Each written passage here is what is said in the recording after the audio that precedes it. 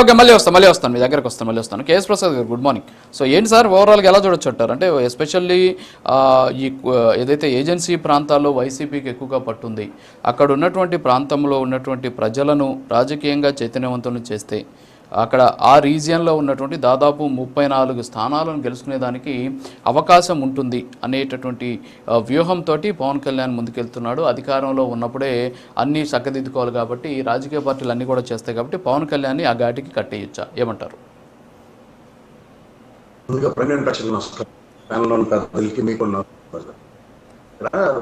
పవన్ కళ్యాణ్ గారు ఇవాళ మన్యం పర్యటించడం దాని యొక్క సారాంశం ఉంది అంటే, ఫస్ట్ ఆఫ్ ఆల్ నిన్న కిరణ్ గారు కూడా నిన్న డిబేట్ పార్టిసిపేట్ చేసి జేఈ విద్యార్థులు 38 ఆయన వెళ్ళిన కాన్వాయ్ ప్రోటోకాల్కి ఆయనకి క్యాబినెట్ హోదా ఉన్న మంత్రికి ముఖ్యమంత్రి గారికి ఉన్న ప్రోటోకాల్ ఉండదు. దాని వల్ల ఆ పోలీస్ ట్రాఫిక్ కారణంగా 30 మంది విద్యార్థులు రాయడానికి ఎగ్జామ్ ఖచ్చితంగా చదువుకున్న వాళ్ళ అందరంగా మనం తలదించుకోవాల్సిన విషయం. రెండో విషయం, ఇవాళ మన్యం దాని గురించి మాట్లాడుతూ నాకు తెలిసి, అంటే నేను వైజాగ్లోనే చదువుకున్నాను, నాకు మొత్తం దాని మీద పూర్తి అవగాహన ఉంది.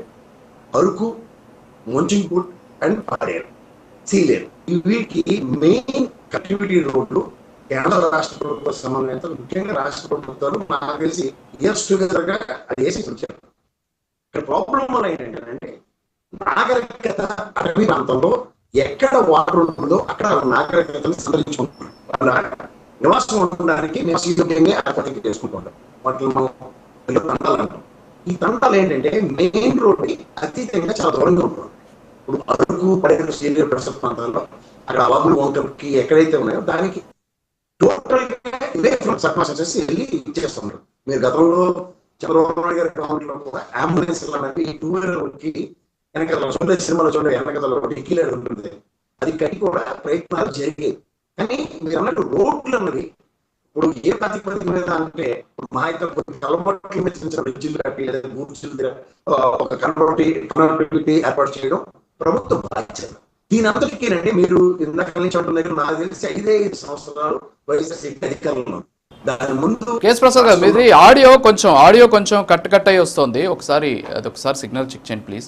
ఆడియో కొంచెం డిఫరెంట్గా ఉంది, అంటే అర్థం కావట్లేదు, వాయిస్లో కొంచెం క్లారిటీ లేనటువంటి పరిస్థితి. ఒకసారి చెక్ చేస్తారా ప్లీజ్? లేదు, నేను వైఫై కనెక్ట్ అయ్యాను, కరెక్ట్గా. ఇప్పుడు ఓకేనా? హలో, ఓకే, ఇప్పుడు ఓకే, మాట్లాడు.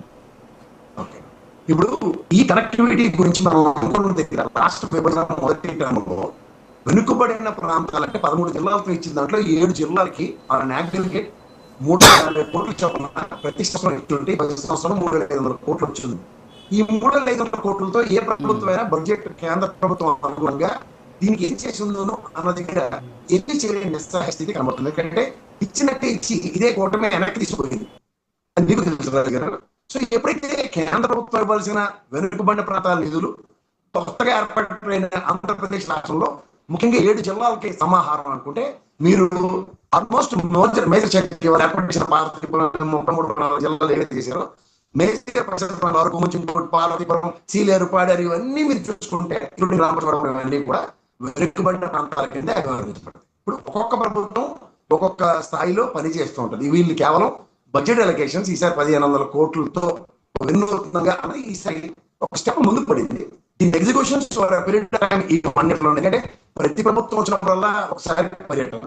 దీనికన్నా మనం ప్రొయాక్టివ్ గా గమనించవలసిన విషయం ఏంటంటే, నేషనల్ లెవెల్లో నక్సలైట్ల నిర్మూలనకి కేంద్ర ప్రభుత్వం తీసుకున్న నిర్ణయానికి అనుగుణంగా ఇవాళ మేజర్ చంక్ ఆఫ్ నక్సలైట్ని ఎక్కడి నుంచైనా తరిమి కొట్టగలుగుతున్నారు. ఇవాళ మనకు ఆంధ్ర, ఛత్తీస్గఢ్ ప్రాంతాలు కానీ ఆంధ్ర, ఒరిస్సా ప్రాంతాల్లో మేజర్ క్లియరెన్స్ అయితే ఇప్పుడు ఛత్తీస్గఢ్ పరిసర ప్రాంతాలను ఎక్కువగా ఈ నక్సలిజం అనేది డామినేట్ చేస్తూ రీసెంట్ పాస్ట్ లో వాటి మీదే ఎక్కువగా ప్రతిచర్యలు కూడా జరుగుతున్నాయి.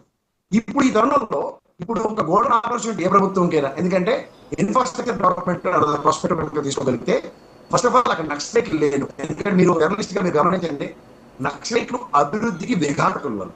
ఎప్పుడైనా రోడ్లు ఏమన్నా అన్న దగ్గర అక్కడ అక్షరాలు బాంబులు పెట్టి పేర్చడం, రోడ్లు పేర్చడం, తర్వాత కాంక్రీట్ మిక్చర్స్ తగ్గడం, తర్వాత అక్కడ ఉన్న ప్రజలకి ఆ సదుపాయాలు తయారు చేసే ప్రతి ప్రజలకి వెళ్ళే ప్రభుత్వ అధికారులను కూడా బెదిరించి కిడ్నాపులు చేసి అక్కడ ఎక్కడా కూడా ఒక సర్టనిటీని ఎప్పుడు డ్రైవ్ చేసి పెట్టదు.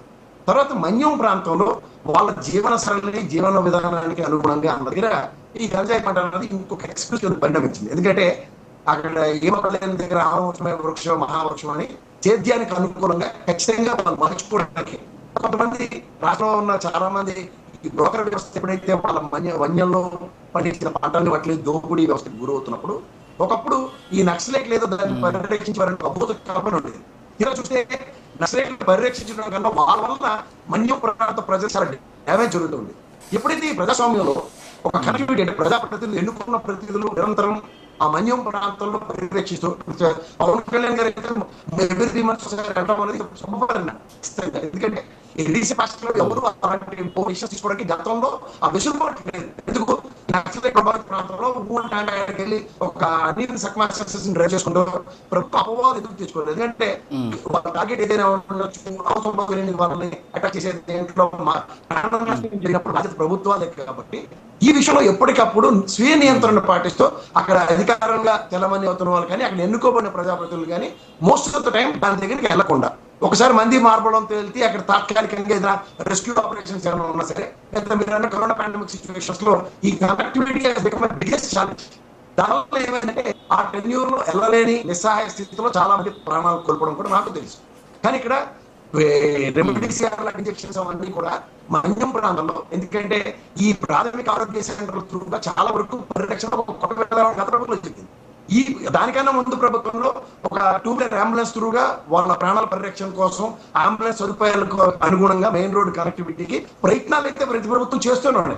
కానీ దాని సాధికారత దాని యొక్క ఆవశ్యకత ప్రజల్లోకి ఖచ్చితంగా హెన్స్ఫోర్త్ ఇది రిపీట్ అవ్వదు అన్నది చెప్పడానికి అయితే ఇది ఒక ప్రణాళికాబద్ధంగా దాని కనుక ఈ మండల పరిసర ప్రాంతాలకి కనెక్టివిటీని ఈ ముఖ్యంగా ఈ తండాల నుంచి కనుక ఏర్పాటు చేస్తే there may be a vital possibility connectivity. ఇందాక కిరణ్ చెప్పినట్టు వాణిజ్యానికి ఎక్కువగా వెసులుబాటు అక్కడ పండించిన పంటలు కానీ లేదంటే మధ్య ప్రాణాల్లో సంరక్షణ కోసం ప్రభుత్వం ఇవన్నీ అనుగుణంగా చక్కగా మార్చడానికి. ఓకే.